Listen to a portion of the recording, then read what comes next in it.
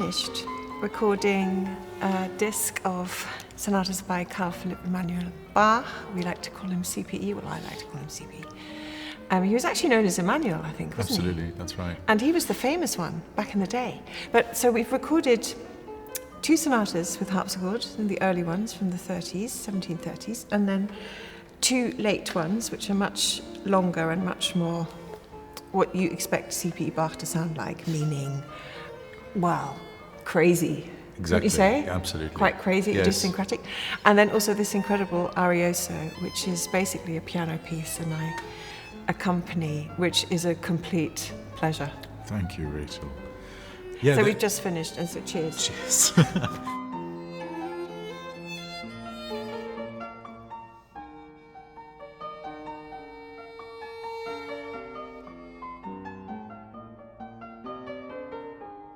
It's an extraordinary body of music, in a way, to see how Carl Philipp is mapping the influence of his dad in these pieces.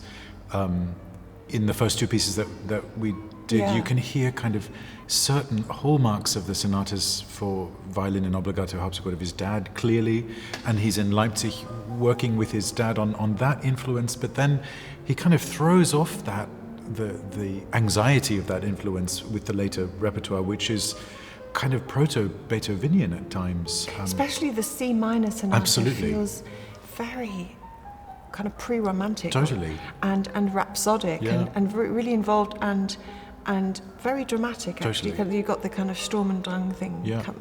And I mean, in terms of imagination in the department of texture and balance and just instrumental sonority as well, Carl Philipp is just off the charts. And I think that's probably what people like Mozart and Beethoven were so taken by, was this kind of fantasizing element of his music. And we know that for example, people raved about his clavichord playing and his ability to improvise, but I think it goes a step further in that the sound of the music needs to be imbued with that sense of the improvisatory, the use of the pedal or the timing between the 2 of us, and that's been really wonderful to explore together, to find a kind of language for this music that isn't just high Baroque, J.S. or Handel, and not Mozart and Beethoven. It's somewhere in this kind of strange, brackish water between the 2. And Yes, it's a kind of no man's land, isn't it? Totally.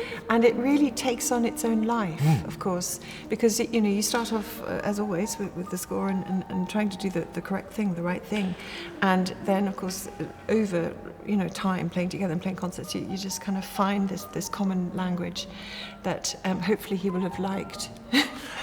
I'm sure of it, and I'm convinced too that someone like C.P.E. Bach is starting to encode into his music this desire for people to play more freely, and he does it a lot. Lots of fermatas, notated bars of rest. Yes. It's sort of like a written-out roadmap for improvisation, in a sense, and the timing that you need to trick people into thinking that we're actually making it up on the spot. And That's this so is true. the amazing Yes. kind of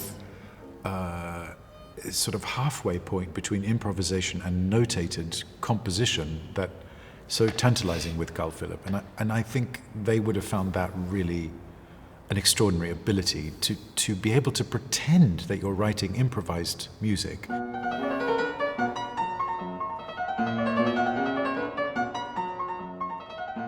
Especially in the B minor sonata, Yeah. which basically, you look at the score and it's black. It's just, there's so many fast notes. Yeah. So the keyboard starts off with this kind of flourishy, really, really busy right hand. Yeah.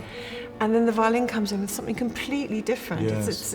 It's like chalk and cheese, Absolutely, isn't it? it's very kind of Florestan Eusebio's like split personality Yes. disorder. And all these trills, he's very specific about his trills. Yeah.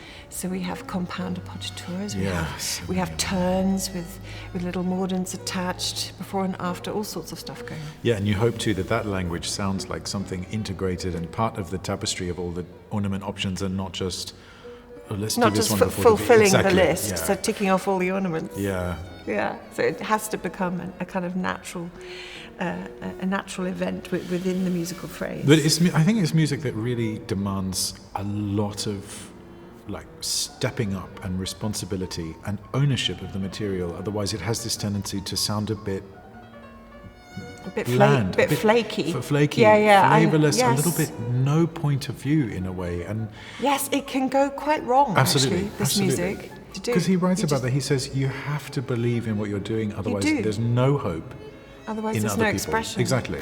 You have to believe it yourself, and then others will believe too. Yeah, and it's kind of sort of cultish in that sense. It's a bit It is a bit. mad that the material itself is sort of possessed. You have to feel Just as possessed. Absolutely, possessed by the madness and capriciousness and improvisatory quality of it. And then Yeah, and then once you get under the skin of all of that, then you can just kind of be instinctive and natural. Yeah, we hope that comes across. Here's to it.